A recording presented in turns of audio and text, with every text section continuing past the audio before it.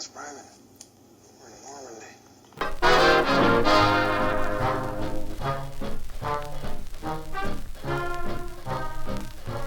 How's it going, everyone? This is Joe, and this is the We're Not Lost Private podcast, episode 18.5. We're going to do a short hit one, reviewing Band of Brothers episode 5, Crossroads.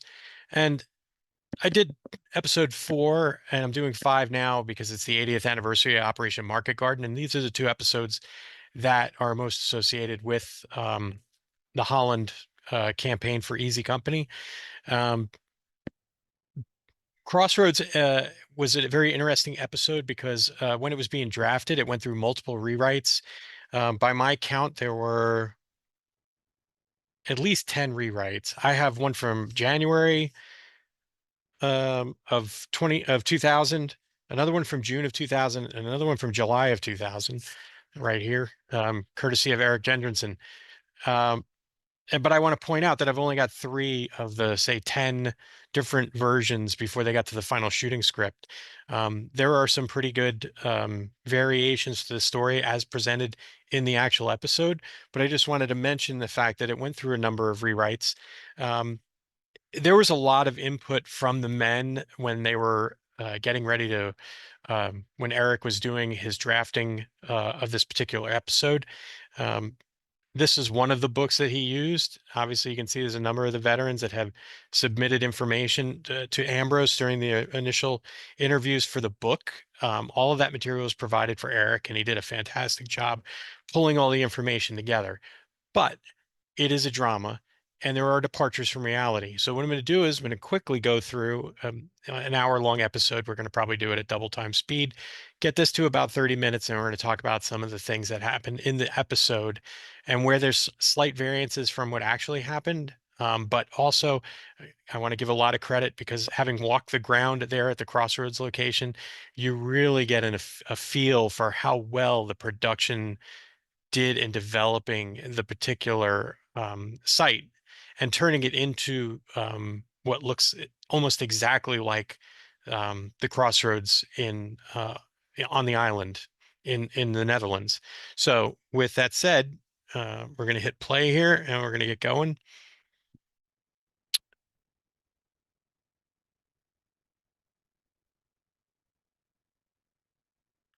We'll try not to get too much dead air here. But anyway, we're going to kind of fast forward through the beginning of it to get to the meat and potatoes of the episode itself.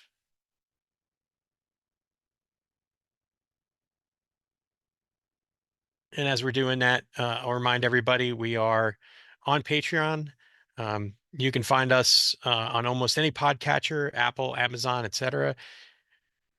And for $3 a month, if you become a Patreon subscriber, there's all kinds of extras that I'll have available for everyone. And as we get into episode 5, we see the initial run at Crossroads, where at the time Captain Winters conducts conduct the assault, and it's meant to go off in unison, with Winters departing at the same time as the rest of the main body of the troops. But unfortunately, is there that little hiccup with Lieutenant Peacock, who misunderstands Winters' guidance about when to throw the smoke grenade and then when for the troops to launch their assault. What they And then it gets to the point where he crests the berm and spots the sentry, and then we'll talk about that more later on. But then it pushes to October 17th, up near Schunderlut, where the 506 has its headquarters. And we see Winters looking out the window, and then he knows he's got a meeting and he's got to get Nixon up. Interestingly, I've had people ask me before if the scene with the urine-filled pitcher is true. Based on what Major Winters wrote, it is definitely true. Nixon, in a fit of grogginess, couldn't make it to the latrine and decided to use what was handy. Winters just grabbed it. He had no idea what was in it, and he splashed it on him. But all of that portion is true. And then they do end up going forward to the headquarters to meet with everyone. And again, I'm going to give them a lot of credit for the development of this of the set. I mean, absolutely beautiful. They got the brickwork down, the stone arch, all of it absolutely beautifully done. And again, a lot of credit to the production team for that. Great discussion between the Knicks and Winters characters about this and how Winters kind of blows them off a little bit. And then they head into the headquarters. In here we see the genesis in the miniseries of the Operation Pegasus rescue of a group of British paratroopers, downed flyers, and if memory serves, even a couple of Russian prisoners of war, and some Dutch resistance members that they evacuate. Colonel Doby commanded the 1st Parachute Battalion in the 1st UK Airborne Division. He's portrayed in this as well, commonly referred to as the Mad Colonel of Arnhem. All this is really, really well done. I really enjoy watching this, how they kind of put the rescue operation together. And then as it concludes, you see the Colonel Sink, you see Dale Dye approach Winters about his after action from the 5 October action at the dike. And reading the Major's notes about this, he does talk about the fact that because they were in the middle of combat operations, it was very difficult for him to find the time to sit down and write this after action. And he actually apologized to Eric and Ambrose about how it's written, because he said, I purposely didn't put the word I didn't use I because I wanted the men to get credit. And he goes, unfortunately, because we were in the middle of combat operations, I couldn't provide as much diligence and in-depth examination of the action. But he did go on to say that of all the actions that Easy Company was involved in the war, this is the one he was most proud of, because he felt like this is the one that encompassed all of their training, their qualities as marksmen, as soldiers, their ability to use supporting arms, their ability to outfight a much larger unit. And so he really thought this was the apogee of their performance during the war. And now we cut to the barn where 1st Platoon is in reserve. 2nd and 3rd platoons at the time were manning positions along the dike. He didn't have enough troops to have a continuous line of outposts, so he had to have gaps in between them. And this is how the German SS battalion makes it across the river crossing and then sets up their positions. But what's interesting is you have this initial patrol, and they show the patrol coming back in, and George Khalil as Mo Ali being wounded. They drag the men in, and they start treating Ali, where Winters then rallies up one squad from 1st Platoon and goes to basically seal the penetration in their lines. What they don't really show is that 4-man patrol that went out, it was Joe Lesneski, Rod Stroll, Mo Ali, and Joe Liebgott, and they were going to check in with an outpost that was run by a sergeant by the name of Art Yeoman. He was nicknamed Mad Dog. Well, they don't end up finding Yeoman's outpost, but they do find the part of the security perimeter of the SS battalion that has come in under the cover of darkness and in between the outposts. So Liebgott calls out, Yeoman, is that you? And in response, the Germans throw a potato masher over that part of the dike, and it basically lands at the feet of the men. Lesneski yelled out grenade, and everybody started to dive away from it, but Mo Ali's peppered, and I want to say he had over like 30 pieces of shrapnel, or 20 or 30 pieces of shrapnel in him. Him and Rod Stroll and Joe Lieb got Mo Ali all the way back. And I spent a lot of time with Joe Lesneski, and I was able to talk to him about this incident. And he said, yeah, in my combat jacket, I had 8 grenades, and I threw every one of them right after that potato masher exploded. So what he did was he allowed them to break contact with the German force. And he said, I could hear the Germans yelling in pain as the grenades were going off. So he's like, I knew I had time, because he was worried that once he threw the last grenade, he was going to turn and run and follow the other 3 back. And he was worried about getting shot in the back. But he said, once I heard them screaming in pain, I knew I had a little bit of time before they would recover and could open fire on us. So they make their way all the way back to the command post, the Easy Company command post, and they report into Winters. Rowe begins treating Mo Ali, which is true in real life, he did. And Winters rallies up the squad under Talbot, who at the time is the platoon sergeant for 1st Platoon.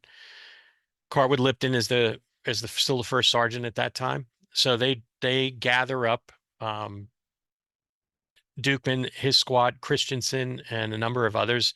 They're all listed in the paperwork. There's a lot more than they show in the miniseries. Not terribly more, but they name them all, which is nice because you have a nice listing of all the fellows that were involved with this. So we'll push forward here and we'll watch through. I in this portion here where Talbot is and Luz are discussing the dog and Winters is talking to them, you see him taping the handles of his grenades. This will come into play later on, although it's not depicted in the miniseries. What really happens there is when he crests the dike and sees the German sentry, he actually drops back down and both of them throw grenades at each other.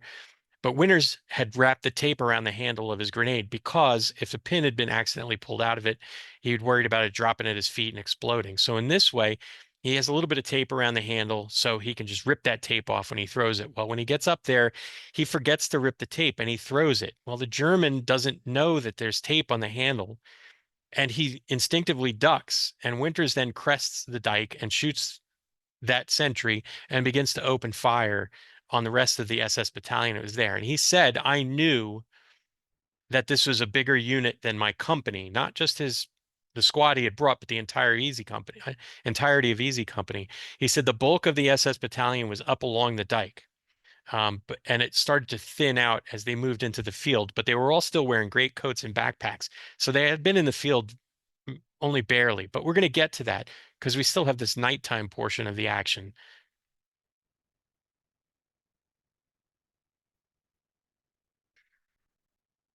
So here comes the wounded. They're hauling George in. They begin treatment. He basically gets a sit rep, what we call sit rep or situation report, and they report into him between Liebgott and Lesneski here, but it was Stroll who was actually leading that patrol out. Rod's never portrayed in the miniseries, which is a crying shame because he was a great man, and I really enjoyed talking with him about it. And he never wanted to take any credit, and he always was very emotional when he would talk about the things that happened during the war. And I don't think he really wanted himself portrayed. So it falls on the Lesneski and Liebgott characters. And I really enjoy that they show him as they flash back, him pounding the keys, henpecking, as he wrote. Um, because that's the copies of the original after action report. That's what they look like. So it was a really nice callback to the actual paperwork. But then they show them infiltrating back up towards the dike. And again, this is where the production and the set dressers and the PAs all really earn their money here because it is so well done the way they built this. And again, remember they didn't film in the Netherlands, they filmed in England. And they show the German machine gun firing back. If you follow that road down there, it heads back towards the regimental where the regimental headquarters had been positioned. So that dialogue is correct when he's talking to Talbot and he's talking to Matt Leach and explaining what's going on.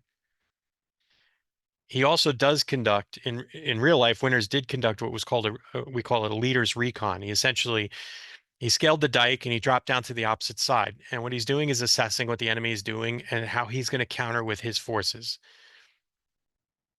And he does a combat roll over the other side of the dike and he starts assessing.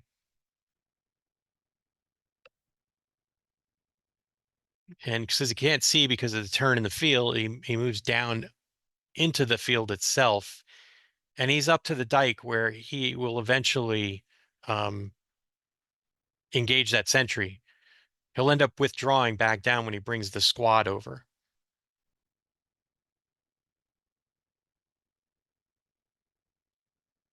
So we'll fast forward a little bit. He gets the squad to come over. Again, they're trying to show off the level of training by the members of Easy Company. Notice there's a lot of hand arm signals being used. They deploy along this ditch that runs parallel to the road that they will end up assaulting. And it's about 150 yards, maybe 200 yards between the ditch and the road, which is now a roadway. Now, I like how they show him assigning targets to the various men in the squad that he brings up. Well, it's basically a fire team reinforced, and he brings them up and he assigns it. And he explains this in his own notes that he did this for a reason. And again, he was very proud of the men because this showed off their marksmanship levels because they did drop 7 Germans, including the entire machine gun crew, in this first volley of fire. Then he's able to withdraw the men back under the covering fire of Christensen's gun team.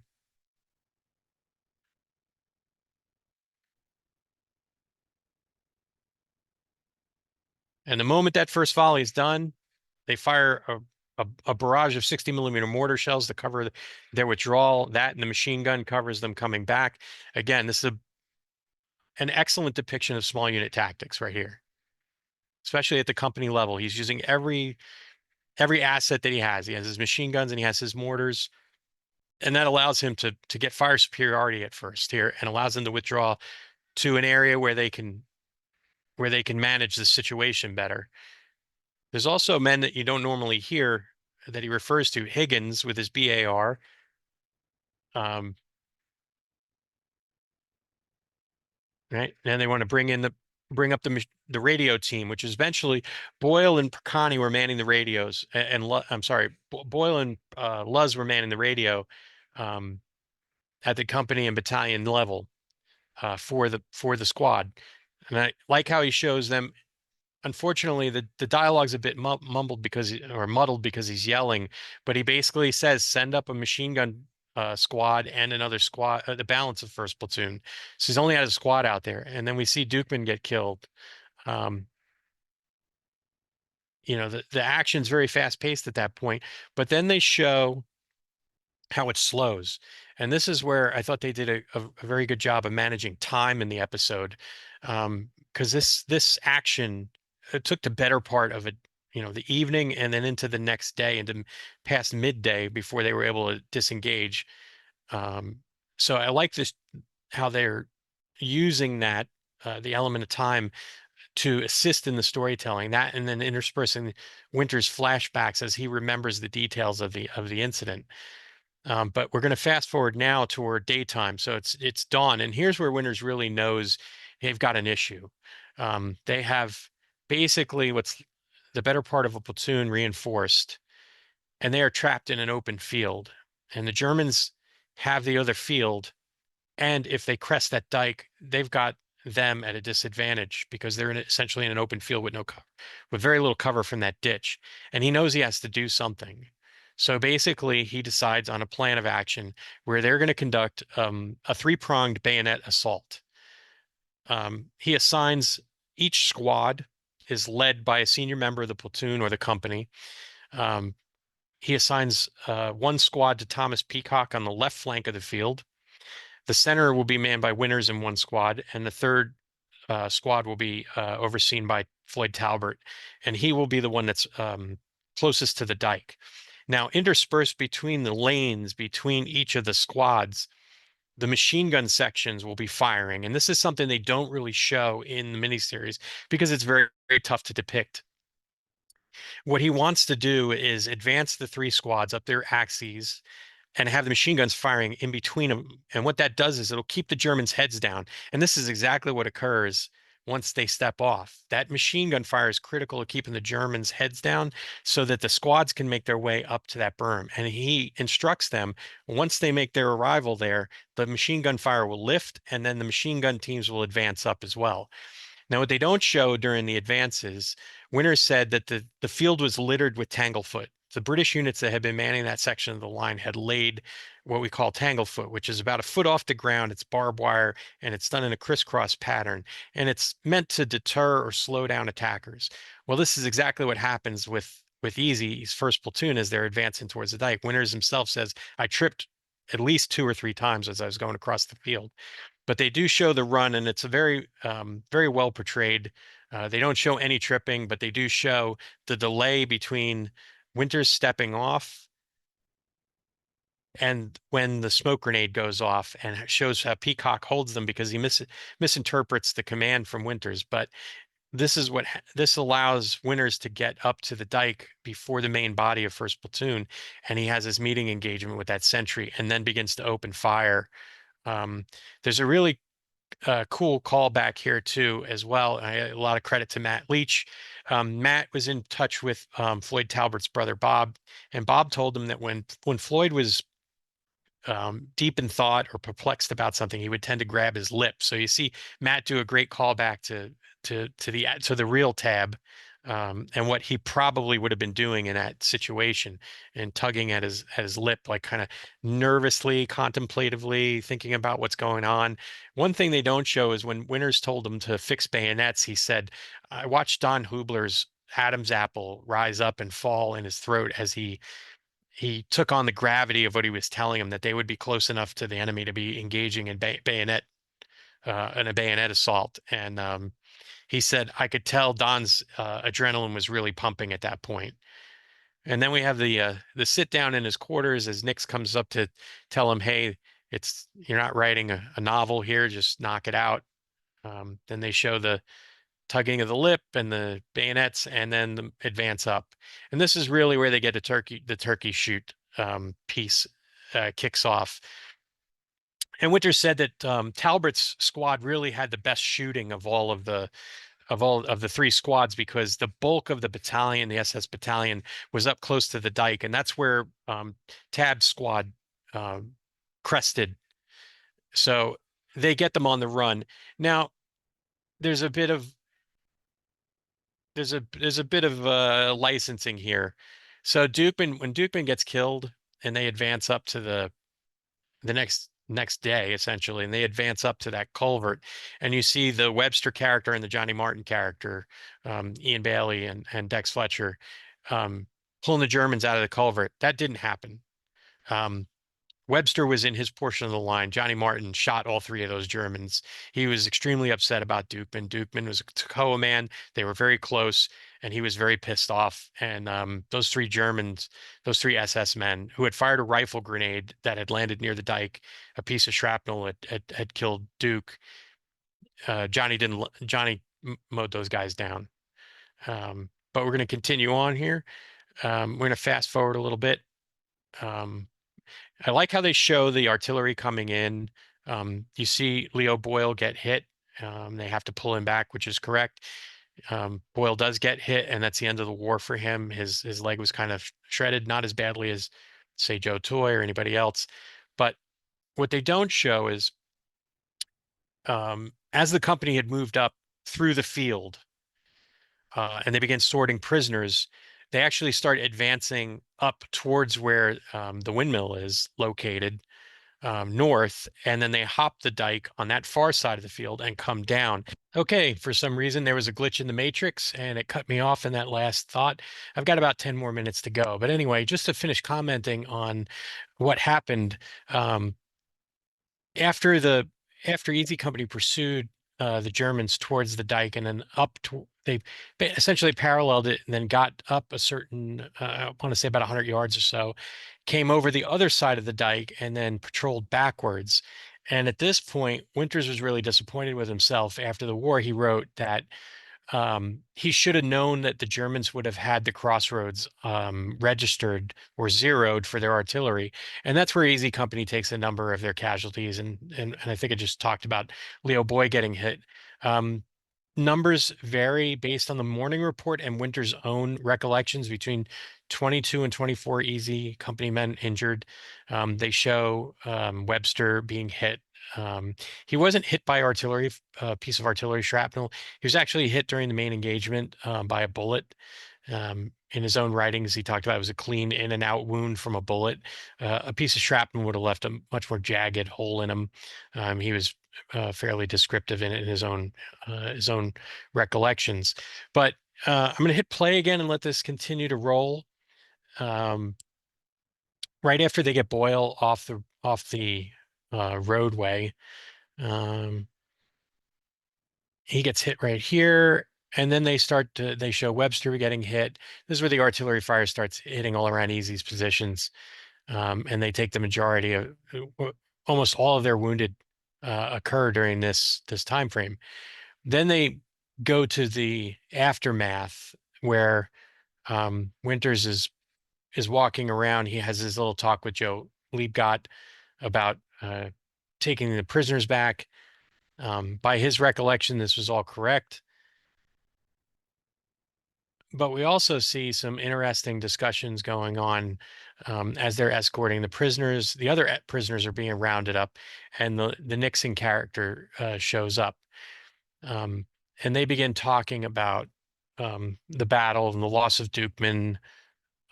Winters was very much considered this the apex of Easy's performance during the war because of, and I think I discussed this in the first half, their exceptional abilities in small unit tactics, their mastery of their small arms, their ability to fire and maneuver, all of the aspects of small unit warfare they had mastered were on display during this engagement.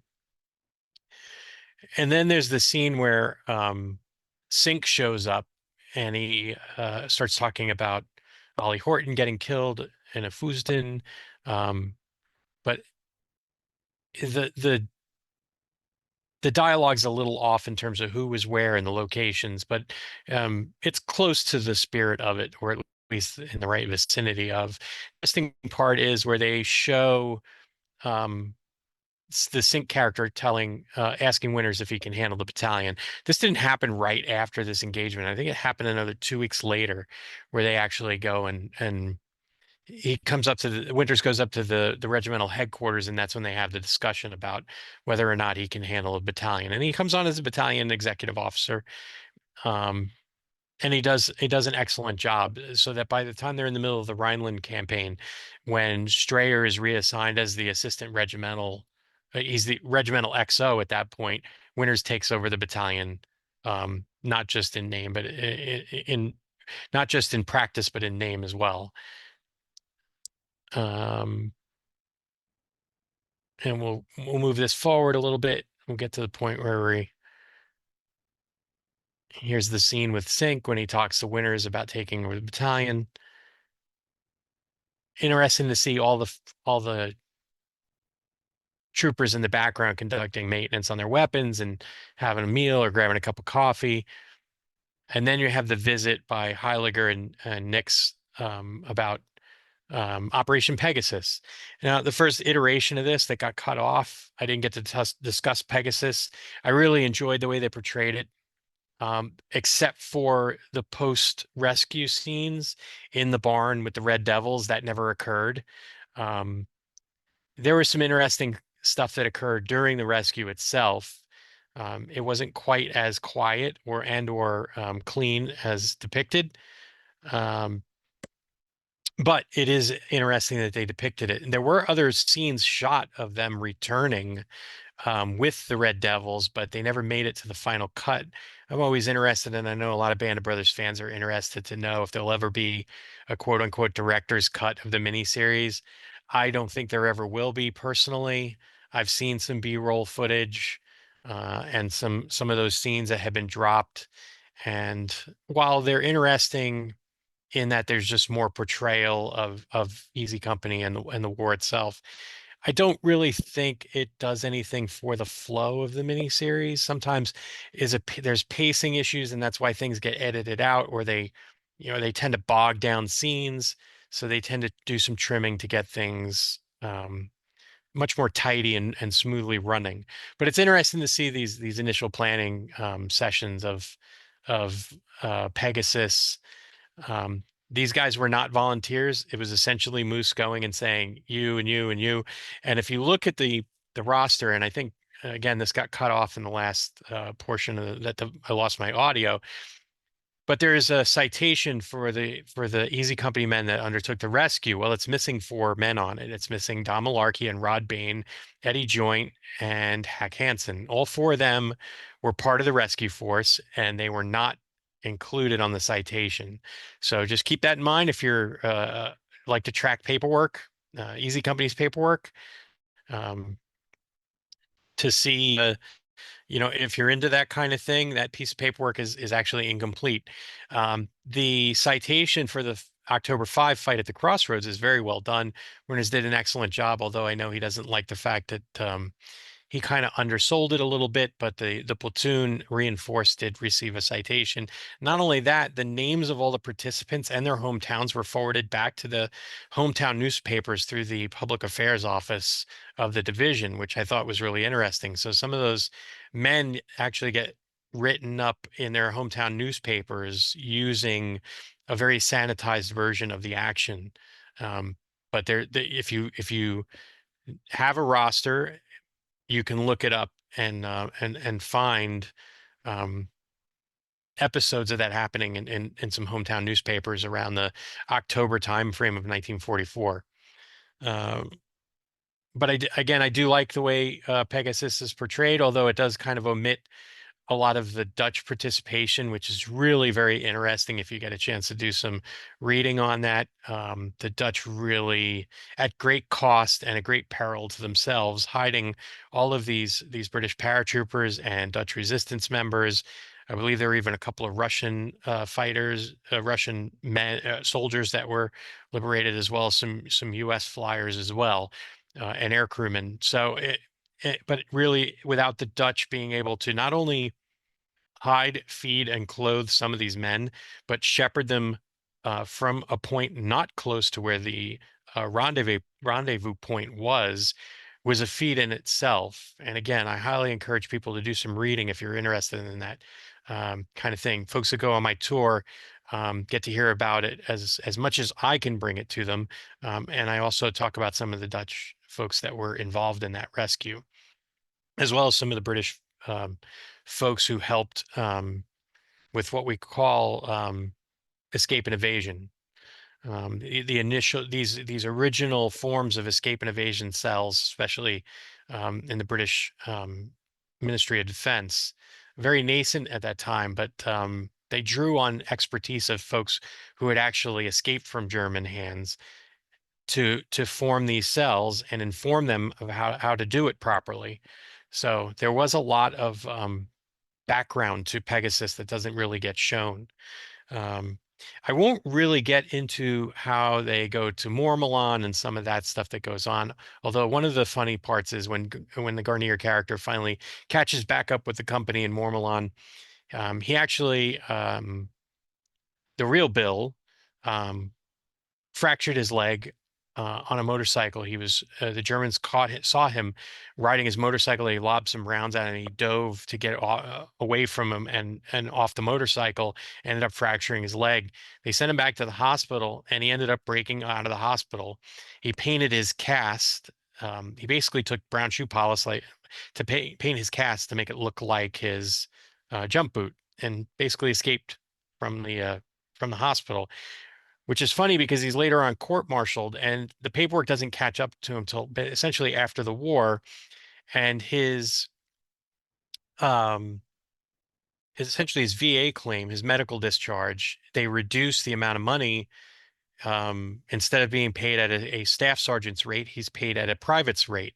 And it takes a lot of work on the part of his wife, Franny, to get this injustice fixed, and he was finally paid the back pay that he richly deserved. But uh, in that, he catches back up to the company, and then he asks about a place called Lulu's. And what's really interesting in the major's paperwork, there's a report from a 101st Airborne Division MP who talks about Lulu's and the specifics of it, which is funny that I thought that it ended up in the miniseries, because the major absolutely sent a note to Eric Gendronson to omit it, and it still ended up in there anyway, which I thought was great. But anyway, I'm not going to go into the Bastogne, the beginning of the Bastogne journey now. We'll save that for as we get closer to the actual launch of the Battle of the Bulge and the Ardennes campaign. But for now, I'm going to sign off. I'm going to stitch all these parts together. And again, apologies for the little hiccup in there. Thanks for everybody for watching, especially to our Patreon supporters. Those of you who are paying your $3 a month, I hope you feel like we're giving us good value. I owe everybody a newsletter, but you can catch us. Most of our stuff's posted on Patreon, but you can also catch us on YouTube, Spotify, Amazon, Apple Pods, Buzzsprout, and pretty much almost any podcatcher you can find out there. But thanks again for following along, and I hope you're enjoying these reviews. I'll keep doing them until we run our course with them. But thanks again, everyone. Have a good evening.